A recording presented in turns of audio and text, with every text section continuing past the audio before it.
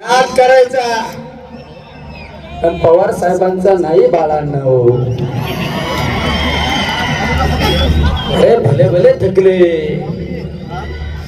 एवढं सगळ्यांना विनंती आहे, आता मुंबईवर झेंडा आणि डायरेक्ट बहुमतानेच असा खटका पडला पाहिजे ना, तर डायरेक्ट पवार साहेबांचा झेंडा डायरेक्ट मुंबईवर विधानसभेमध्ये फडकला पाहिजे. शिट्ट्या मारल्या घोषणा देऊन सोडत नाही. आजच प्रचाराचा नारळ फुटला पाहिजे ना आपल्या विधानसभेच्या निवडणुकीचा. आणि सगळ्यांनी दात्याने खोंगाड बांधायची. मी माझ्या मतदारसंघातला उमेदवार निवडून आणल्याशिवाय मी स्वस्थ बसणार नाही. ही सगळ्यांनी खोंगाड बांधायची. त्यात मी सुद्धा असणार आहे. मी तर साहेबांना शब्द देतो, 12ची 12 साहेब आणून घाली. तो 12ची 12 निलेश लंके जे बोलतो ना तेच करतो, आणि जे करतो तेच बोलतो. तुम्ही काही काळजी करू नका. मी तर कसा पहिलवान आहे माहिती आहे ना. डायरेक्ट असा कोल्या भरूचा ना डाव पुढल्याचा डायरेक्ट आउटच. मुळे काय काळजी करू नका. पण खरंच मी साहेबांमुळे खासदार झालो रे. मी खासदार झालो. मी तर बरेच जणांना विचारलं मी खरंच खासदार झालो का काय. त्याला एवढं झालो खासदार तू. नंतर तात्यांना विचारलं, म्हणलं माझं सर्टिफिकेट नाही बदलायचं. म्हणलं सर्टिफिकेट नाही बदलायचं. ते लय आता नाही सर्टिफिकेट बदलत म्हणले.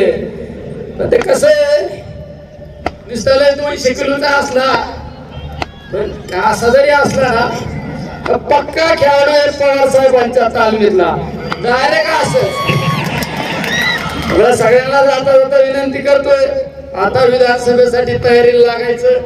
आणि तुम्ही तर असं मला डोक्यावर घेतलं ना, त्या पहिल्या दिवसापासून डोक्यावर घेतलं ना, सगळ्याला असं वाटलं कधी याला दिल्लीत नेऊन टाके तू.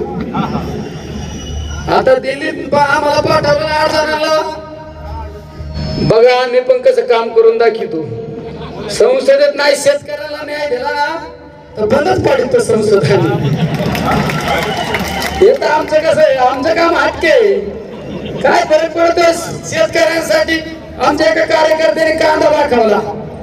मी कालच साहेबांना विचारलं, हे जरा आचारसंहिता नियम मला एवढं कळत नाही. म्हणलं मला आंदोलन करायचं आमच्या दूध उत्पादकांसाठी आणि कांद्याच्या निर्यात बंदीसाठी. हे मला म्हणले जरा कळ का, दिल्लीला जा, सर्टिफिकेट घेऊन ये आणि मग म्हणले तुला त्याच्याशिवाय तर काय तुला दम निघायचाच नाही. म्हणून एकदा दिल्लीहून जाऊन येऊन जरा अंदाज घेतो दिल्लीचा कस काय. निम्मा अंदाज घेतलाय मी इकडूनच कसं जायचं, कुठल्या मार्गे जायचं.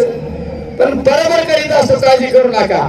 आपण काम करणारा माणूस आहे, काम करून दाखवणारा माणूस आहे. ज्यांना ज्यांना शब्द दिला ना ते शब्द निश्चित पूर्ण करीन पवार साहेबांच्या आशीर्वादासाठी. पण एकच ध्यानात धरायचं सगळ्यांनी, पवार इज द पॉवर. आणि सगळ्यांचा नाद करायचा, सगळ्यांचा. पण आदरणीय पवार साहेबांचा नाद केला ना घरी पाठीत असतात भल्या भल्यांना. हे एकमेव उदाहरण आपलं सगळ्यांचं दैवत या ठिकाणी बसलेले. त्यामुळे मी आज वेळ नाही घेणार, आता लय जणांना बोलायचं. सगळ्यांना पुन्हा एकदा धन्यवाद देतो, थांबतो. रामकृष्ण हरी, जय राष्ट्रवादी.